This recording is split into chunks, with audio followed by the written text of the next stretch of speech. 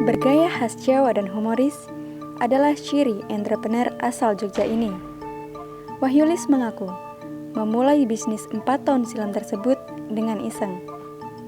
Berani membrandingkan dirinya sebagai tokoh si Kuprit merupakan salah satu faktor kesuksesan industri kreatif miliknya. Berawal dari passion mengolah kata-kata, owner adaideaja.com ini mengembangkan bisnisnya dengan menentukan goal setting dan memperbanyak relasi. Untuk menghadapi persaingan di pasar bebas, founder dan kreator kaos plesetan tersebut menuturkan, perlu adanya langkah kreatif dan inovatif, yaitu dengan mengembangkan passion serta melihat permasalahan dan kesempatan yang ada.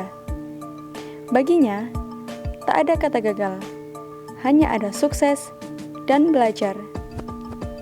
Menjadi berbeda di antara persaingan yang berat dan belajar survive dengan beradaptasi pada lingkungan sekitar juga menjadi salah satu faktor menjaga eksistensi bisnis.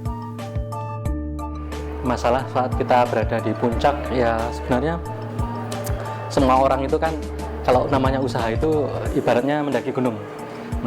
Jadi yang kita nikmati itu sebenarnya bukan kok sampai di puncaknya itu enggak, justru prosesnya untuk naik ini yang kita nikmati.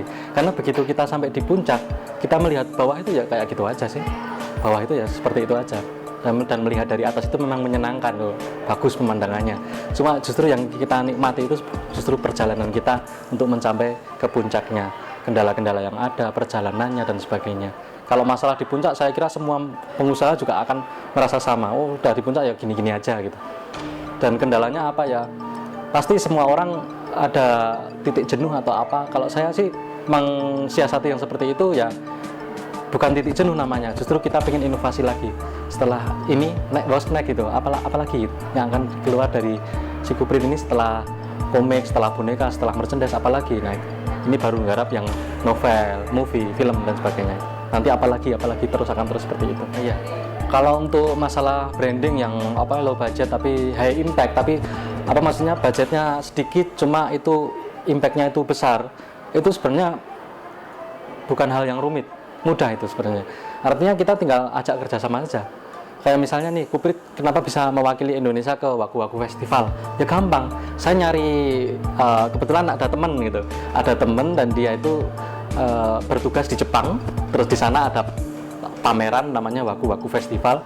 Saya usulkan nih, Kuprit maju ya, karena kan nggak ada icon nih untuk mewakili stand-nya Indonesia. Ya udah masuk ke sana. Bayar? Enggak, gratis, semuanya gratis. Saya cuma ngasih dia boneka, bawain dia boneka. Dari Gedung Pasca Sarjana ITS, Kru ITS TV melaporkan.